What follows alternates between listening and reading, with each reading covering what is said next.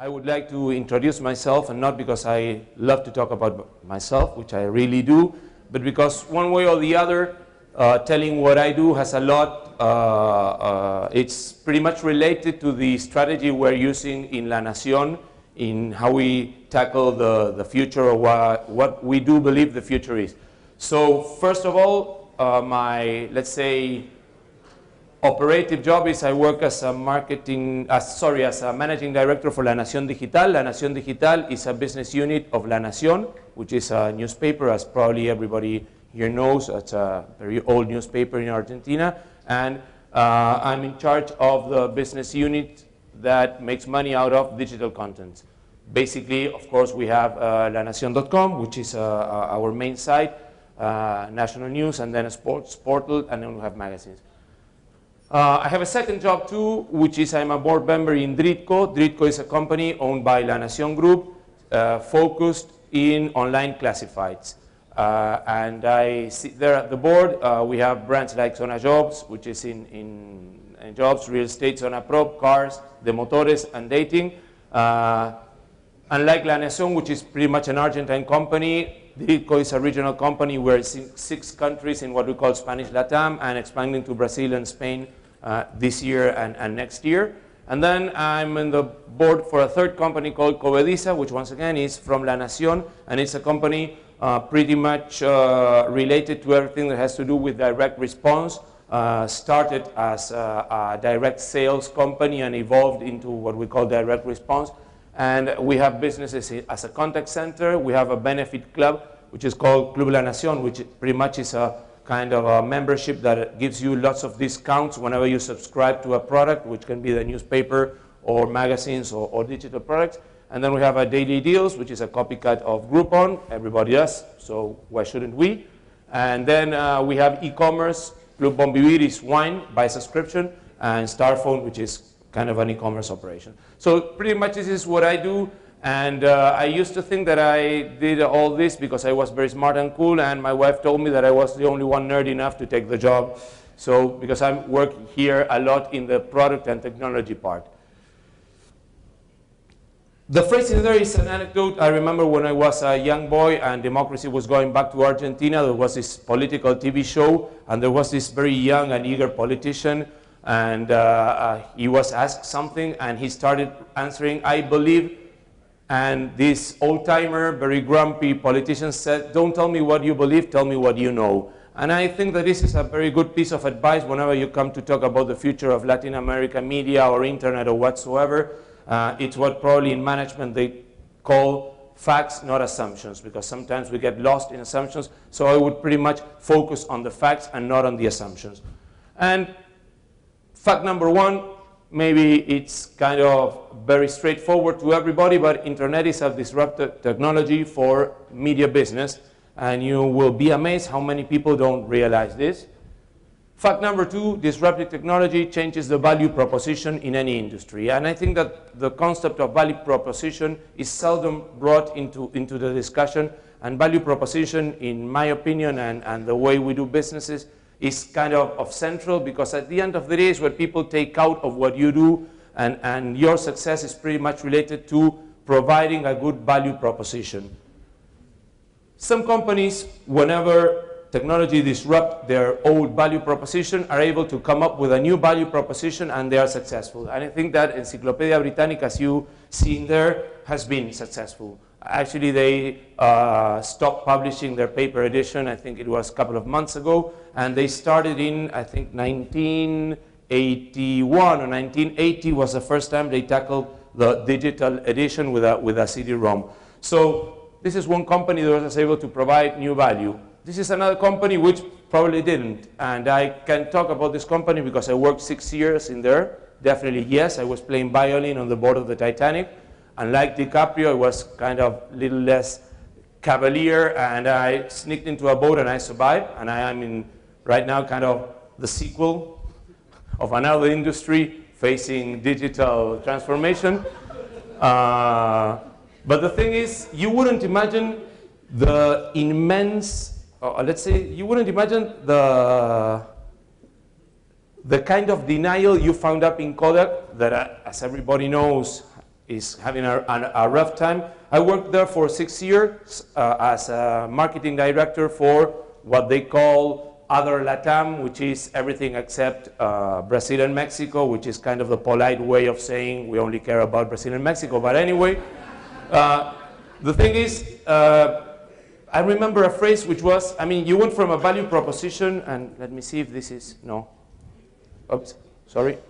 The value proposition initial of Kodak was you press a button, we do the rest. A beautiful value proposition. I mean, it was kind of, I don't know, many, many years ago, people didn't know the technology of photography, so someone came, our friend Eastman, and said, you press a button, we do the rest, and you get whatever you want, which is your picture. The value proposition of Kodak was share moments, share life.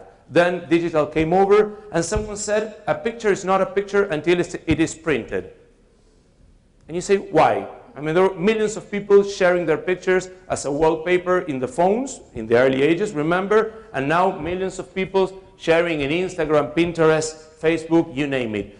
So lots and lots and lots of executives choose to believe that the value proposition of Kodak had to do with the paper, the glossy finish, the stuff, and whatsoever. And basically, when you look at the answers they gave to digital, they were terrible. I mean, they went to a thing, and I was co-responsible for such a catastrophe, called ultra photos, which was make your picture bigger because we're going to earn 50% more money because we're going to sell you more. If you go from 4x6 to 5x7, we get to make 50% more of paper, which is, of course, what photography lives from. And that was a value proposition.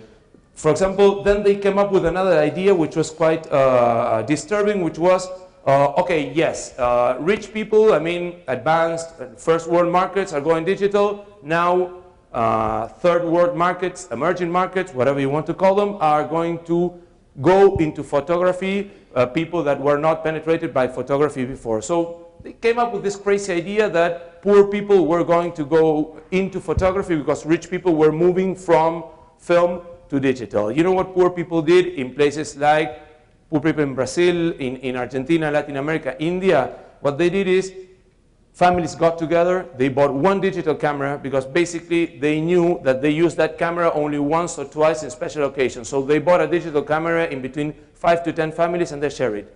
That's basically the answer to the value proposition that the executive did. You know very well the story of Kodak.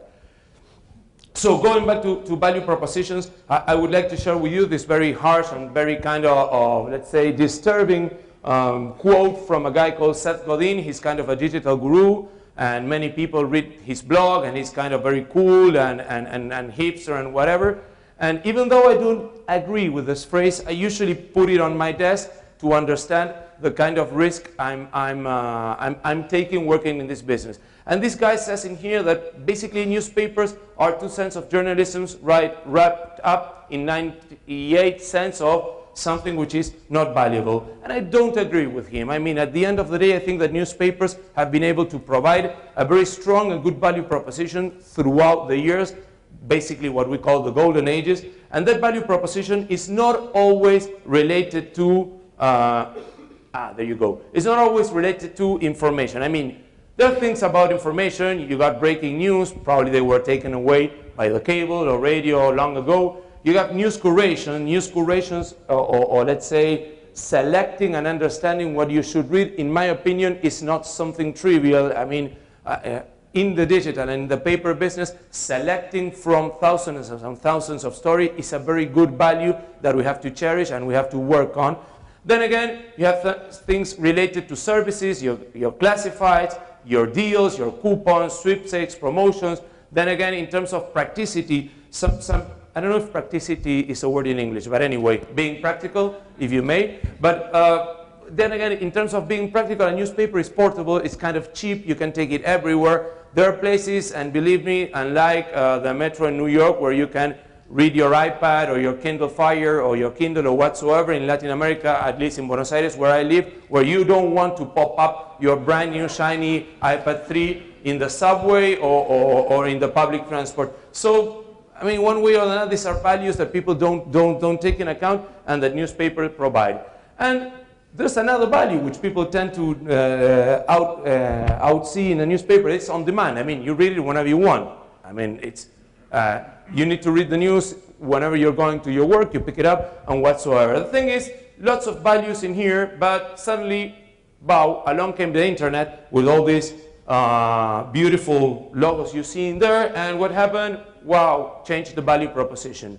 And at the end of the day, what we as an industry, and sorry, I was supposed to talk of the Latin media, I'm focusing on newspapers because it's where I work and the industry I know better. But the thing is, basically what happened is that a lot of value was taken from the value proposition we suggested to people. And probably you can tell what the companies are. Of course, we lost community to Facebook. We lost breaking news, as I said before, to Google News and cable or whatsoever. We lost the classifieds to career builders and Craigslist and such and such. The thing is, naked truth. At the end of the day, what happened was that. I mean, you fail to provide a good value proposition, and basically your revenues come down. And this is the naked truth in terms of disruption of what has happened to newspapers. Internet disruption has happened, and the business has been irrevocably altered. So if you take a look in there, basically for every dollar we're making in digital, and this is a US industry, we are losing 7 in print. So this is something we must face. And fact number 3, and probably something Kodak didn't do very well, the only way to survive disruption is understand the value you need to deliver and shape your organization accordingly. And unluckily, like Metallica says, sad but true, it will be painful. So this is basically what I do believe we should do in terms of where should Latin media go. And believe me, I work in a newspaper and I'm in touch with lots of newspapers, and they are not so, let's say, sure about that it is value to your audience, value to your advertisers that shape your organization. Basically, it works the other way around. If you look at many, many places, they will say, I have these newsrooms that is able to produce this and this. I have to find a way to get this to the people and make money out of it. When the question is, do people care about that in this new environment with the new rules? So where should Latin media go? Basically, the do nots are much more clear than the do's. I'm sorry. I mean, I wish I could be here telling you lots of do's where we should go, what we should do. But the thing is, right now, we have more do nots than do's available. If you want my strategy or what we are doing, we're basically profiting from the time window of opportunity you usually get from things happening faster in, let's say, the central markets or whatever.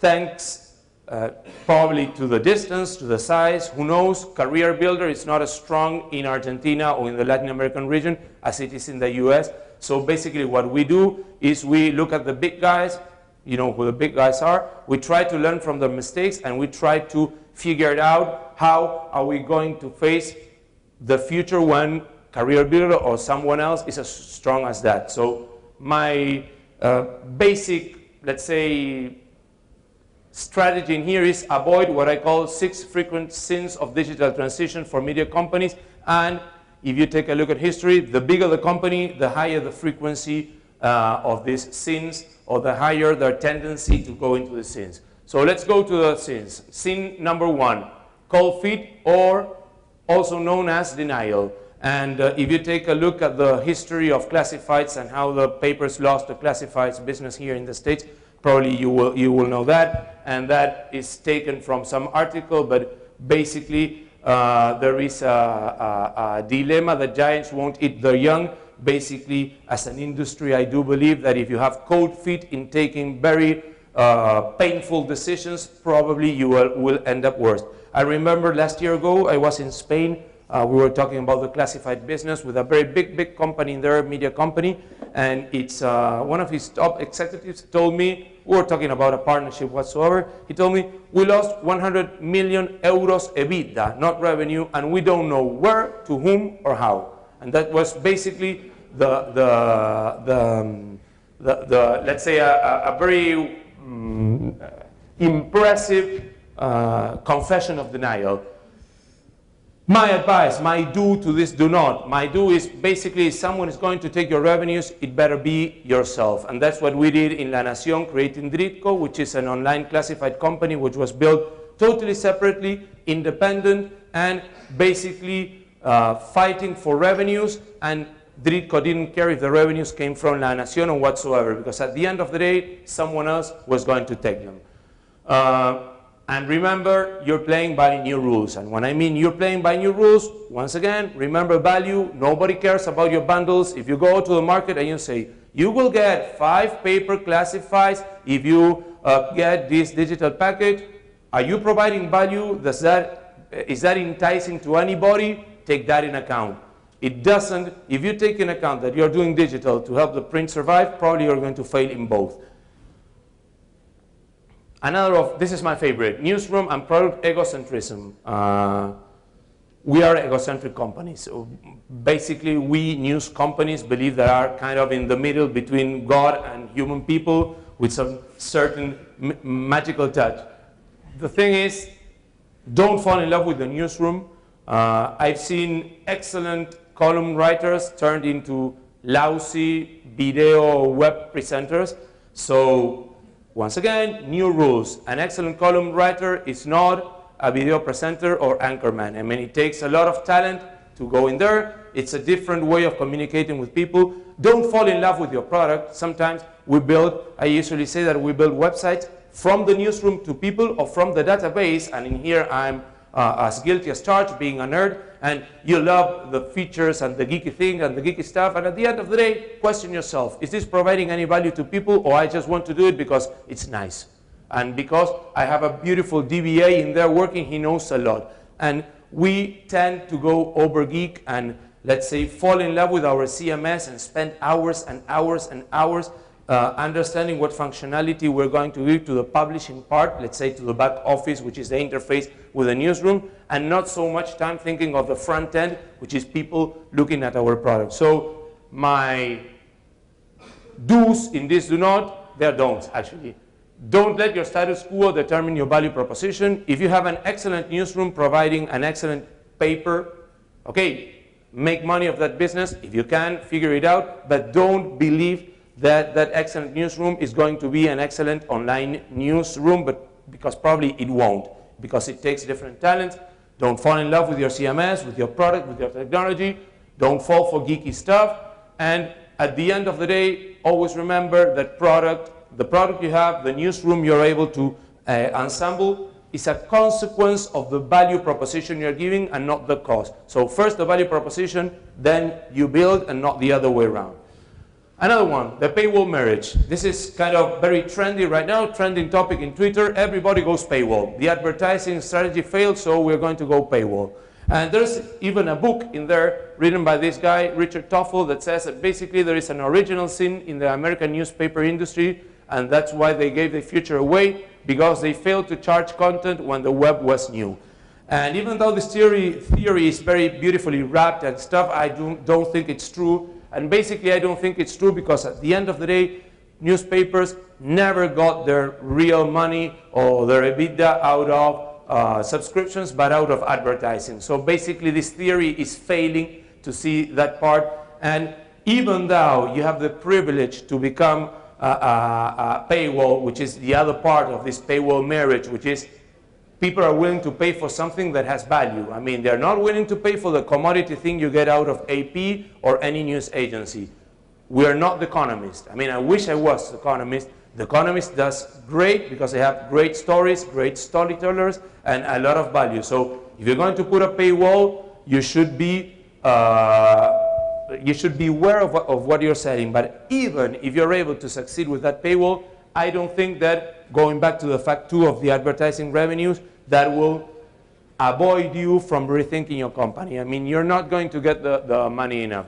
So basically, my doing here is don't fall in love with the paywall concept. Probably salvation is not there either. And probably you should focus more in trying to see people registering to your site, interacting with your site, and getting out some value in building a relationship more than just charging them.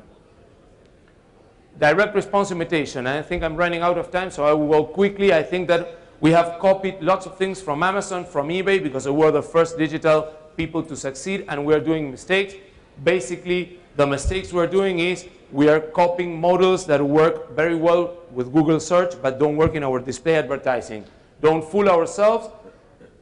Internet advertising is almost there. I mean, the dollars are there. The thing is, we're not getting the dollars. We, the news industry, other people are getting the dollars. So whenever it comes to advertising, don't keep on moaning that, internet is not getting the advertising you need, the marketing mix is wrong, or whatsoever, the money is there. The thing is, we have to learn how to deliver new added value formats, rich media, content marketing, and things that, once again, gives value to the people. Believe me, this is sad and true once again. No one clicks on a banner, and the better the content, the lowest the CTR, because people are focused, they are eyeballs are on that beautiful content that takes a lot of money to produce, and you have to pay high salaries to the people producing it. So you have this dilemma: the better the content, the lowest the CTR. Don't go for the CTR race. The CTR race is a race for transactional models, and we are content. So that's another sin you shouldn't commit. And definitely, you should focus in the branding solutions, not the transactional. Google is always going to beat us in the transactionals. Sorry. I mean, that's let's face it, that's true. Google has what I call harvesting of purchase intention. Someone wants to buy something and search in there, and there is an ad, they will click. No one is thinking of buying a washing machine when they are reading a column about the political stability of Greece, believe me. So no one will click on that ad. Branding is what we need, and we need agencies to help us out in here, because they are, once again, complices in not providing branding solutions or not helping us to provide branding solutions to advertisers. Another one, boxing Mike Tyson. I mean, play chess with him. You're going to, he's going to knock you out. What do I mean by boxing Mike Tyson? Do everything pure play internets do, but worse, with a worse value proposition. And just believe it, that we can do it, because we used to be big. And the thing is, many media companies still live in the fact that we are the #1 publisher of Spanish content in the world or whatsoever. And I say, okay, great for that. That means that you will be able to succeed in a self-service advertising platform. And I mean, we did it. La Nación did it. We had Danuncis 2 years ago, self-service advertising. Guess who we were fighting with? Google AdWords. Guess how it ended. So the thing is, another one here, beautiful. Hey, everybody's going video. Okay, let's make a video portal. Guess who we were fighting with? YouTube. So guess how it ended. We took a bunch of people to do beautiful columns you see in here, beautiful videos about kite surfing or whatever that is that nobody wanted to see. And at the end of the day, our library of video was about, I don't know, 0.1% of this in here. They had tremendous bandwidth, all the formats you want, everywhere. So at the end of the day, what we understood is, if we're going to do videos, and right now we're doing that, is try to provide some value. What value can we provide compared to Facebook? Well, we're doing the 10 videos that will explain your day, the 10 videos that will enlighten you in terms of information. There's only 10 videos, not a whole. If you're going to go for the dancing cat or whatsoever, go to YouTube. If you want to see 6 videos that are going to tell you what happened today and basically help you out with your day, come to us. And that's pretty much the kind of approach that I believe we should be doing. We did it many times, and we're doing it constantly. I mean, we're doing constantly things. And my doing here, if you're going to do it, if you're going to fail, fail fast. Don't be cold feet in understanding that probably you're doing something and it turned out wrong, shut it down, move on. Because if not, you end up failing big. Tablet, paper replica illusion. Tablet, iPad, Android, whatever you want to name it. Great product. I use it a lot. I love it. Probably I use it a lot, and I love it because I love the newspaper, and I was used to, I'm 47, I was raised reading a newspaper. I'm practically sure that people that are not reading your paper newspaper are not going to go for the paper replica. So at the end of the day, the paper replica is an excellent product. It's a very handy, and it provides value to a reader of the newspaper.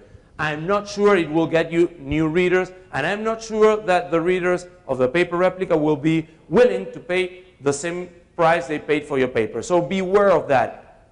It's nice to have it. We have it. It's called La Nación. I hope that we don't fail in there, but it's not salvation once again. It's not because the iPad is here, everybody is going to read magazine flip type your products once again, and we will be able to sell this very high value advert, full page advert,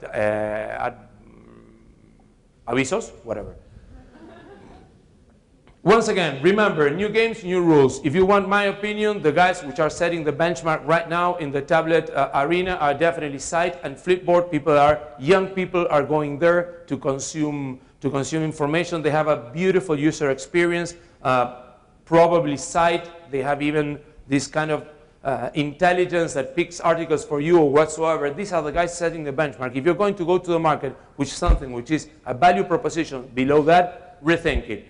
Because, as I said before, they are putting your benchmark in there. And what should Latin media do? As I said before, I'm sorry to be so repetitive, build a new value proposition for audience and advertisers. And that's the only thing, or the only good advice I can give here today. I usually see this as a kind of a fight between this guy, nerdy guy here, called Value Man, fighting a legion of supervillains in this kind of quest for value. And the supervillains are Dr. Convergence, which is a very wicked man trying to convert excellent paper newsrooms into mediocre online newsrooms, because I have the paper newsroom and I have to use it. And my point in there is make money out of paper newsroom from paper, and don't think that it's going to be your salvation in online. Captain Bundle, and this is my favorite one in terms of commercial. We're going to have this 360 approach, and we're going to sell everybody.